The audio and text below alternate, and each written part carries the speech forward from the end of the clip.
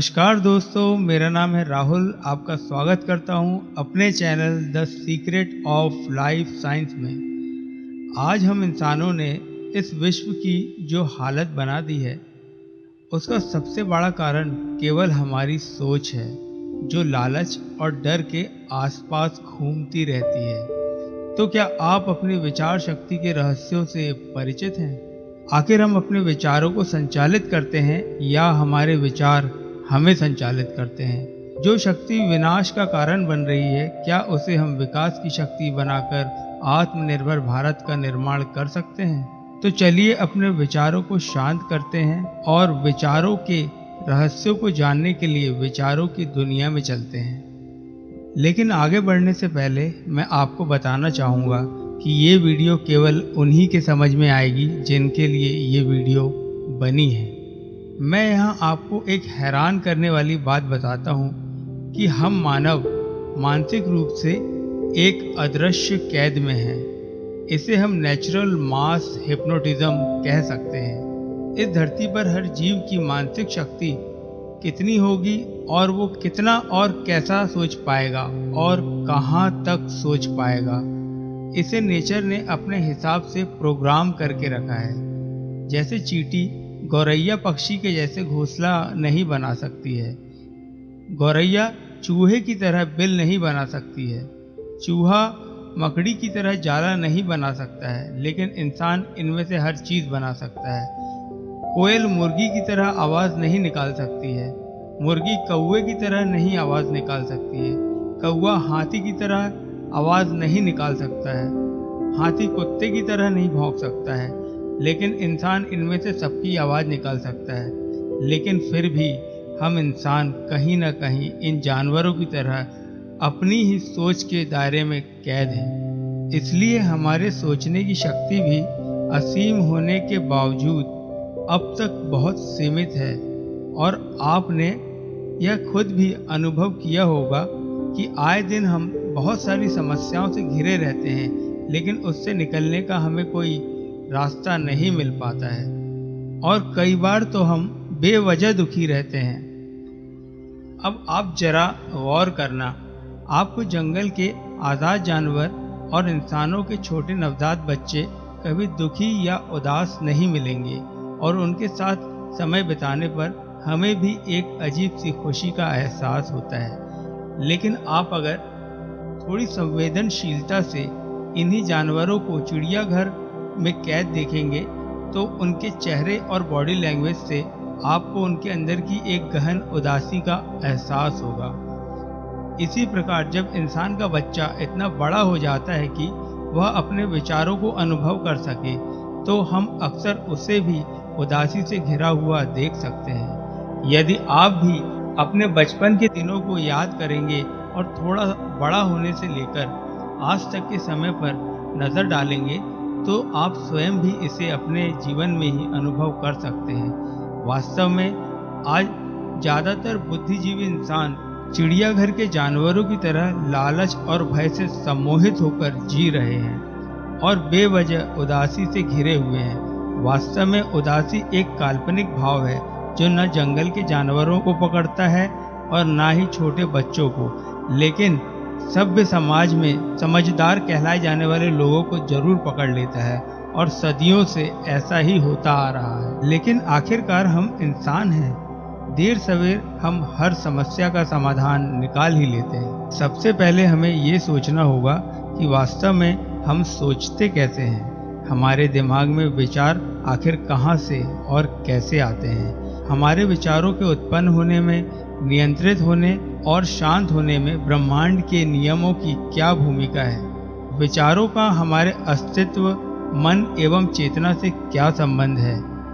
अगर हम थोड़ा गहराई से सोचेंगे तो पाएंगे कि इस धरती पर मानव जाति का सबसे बड़ा मित्र और सबसे बड़ा शत्रु विचार ही है। आज हम खुद को जो भी समझते हैं और पूरे संसार को जैसा भी समझते हैं, वे केवल हमारे विचार ही हैं।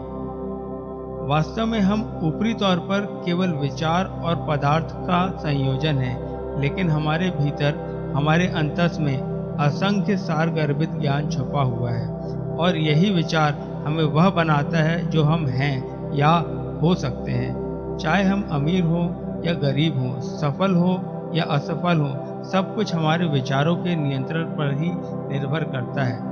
हमें ऐसा लगता है कि हमारे मन मस्तिष्क में जो विचार उठते हैं वे हमारी इच्छा के अनुसार ही चलते हैं, लेकिन ये पूरी तरह सच नहीं है।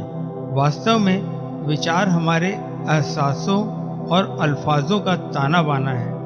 अधिकतर हम जिस भाषा में बात करते हैं, चाहे वह हिंदी हो, अंग्रेजी हो या कोई भी भाषा हो, सामान्यतः उसी भाषा में हमारे दिमाग में विचार उठते हैं और हम उसी भाषा में सोचते हैं।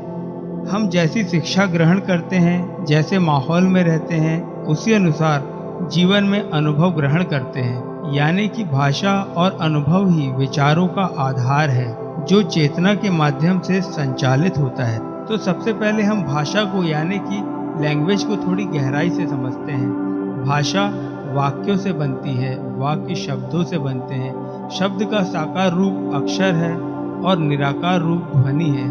ध्वनि नाद से उत्पन्न होती है। नाद दो प्रकार के होते हैं, आहत नाद, अनाहत नाद।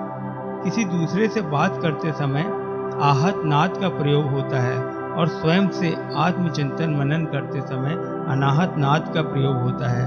नाद ब्रह्मांड की निरंतर और अविरल प्रक्रिया है, इसलिए हमारे मन मस्तिष्क में भी निरंतर कोई न कोई विचार चलते रहते हैं। क्योंकि ब्रह्मांड की तरह हम भी अस्तित्व की एक कड़ी, एक हिस्सा ही हैं।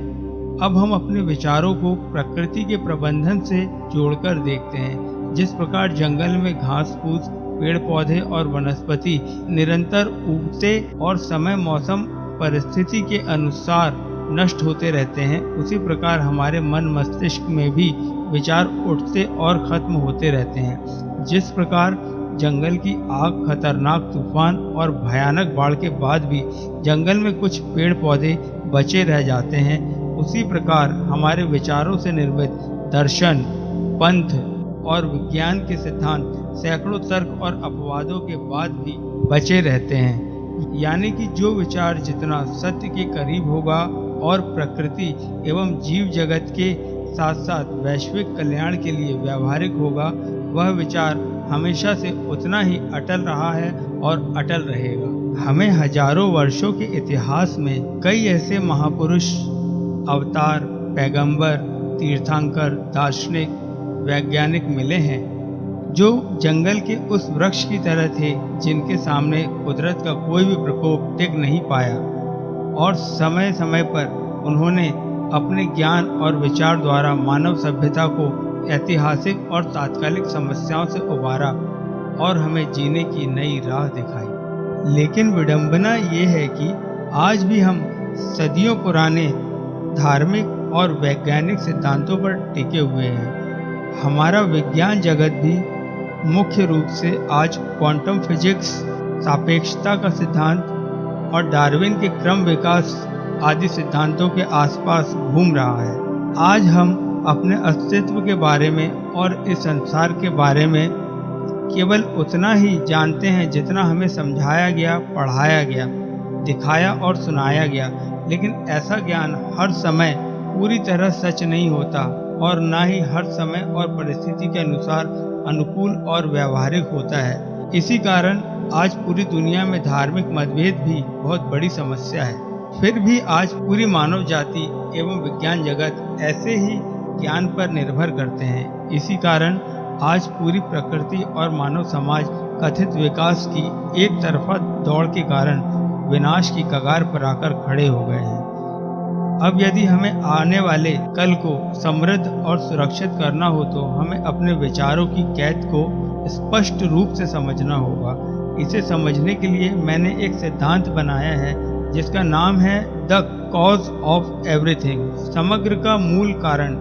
इस सिद्धांत को आप द थ्योरी ऑफ एवरीथिंग के नाम से भी जानते होंगे, जो कि ब्रह्मांड की अब तक की सबसे बड़ी यूनिफाइड थ्योरी है, लेकिन अब तक किसी ने इसे सिद्ध नहीं कर पाया है। मेरे ऑब्जर्वेशन के तहत इस थ्योरी के अनुसार पूरी प्रकृति और ब्रह्मांड मुख्यतः दो तरह के नियम पर चलते हैं। पहला है पर्सनल लॉ और दूसरा है यूनिवर्सल लॉ। तो सबसे पहले मैं आपको समझाता हूँ कि पर्सनल लॉ क्या है।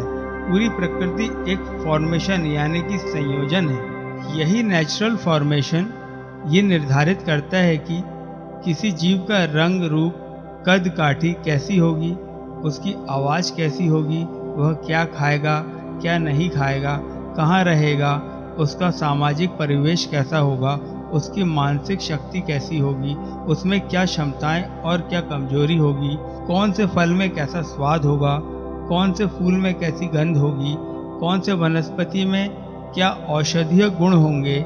यहाँ तक कि एक आम बुद्धिजीवी मानव की सोचने की शक्ति भी प्रकृति के संयोजन और प्रबंधन के अनुसार ही निर्धारित होता है, और इसी कारण हम एक वैचारिक कैद में रहते हैं। लेकिन पूरे जीव जगत में केवल हम मानव ही हैं जो इस प्रकृति के संयोजन से शारीरिक रूप से भले न सही लेकिन मानसिक रूप से जरूर बाहर निकल सकते हैं, और इसी को out of the box thinking कहते हैं। इतिहास में जितनी भी महान हस्तियां जाने अनजाने इस प्रकृति के संयोजन से बाहर आई हैं, वे हमें धर्म, दर्शन और विज्ञान के साथ अनेकों क्षेत्र में नई नई सौगातें देकर गए हैं। आज उन्हें हम अवतार, पैगंबर, तीर्थंकर, बुद्ध पुरुष, दार्शनिक और वैज्ञानिक आदि कहकर संबोधित करते हैं।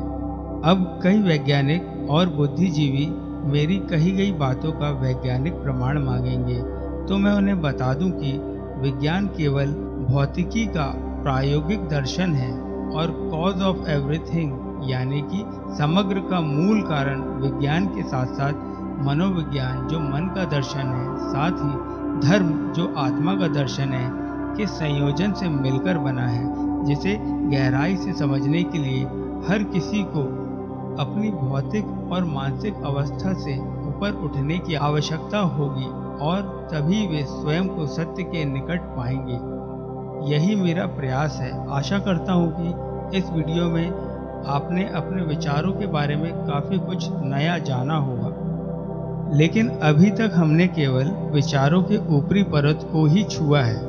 अगले वीडियो में हम द कॉज ऑफ एवरीथिंग की मदद से अपने मस्तिष्क की और गहराइयों में उतरेंगे, क्योंकि हमारी सोच पर हमें महारत हासिल हो गई तो भारत को आत्मनिर्भर बनने से कोई नहीं रोक सकता। धन्यवाद।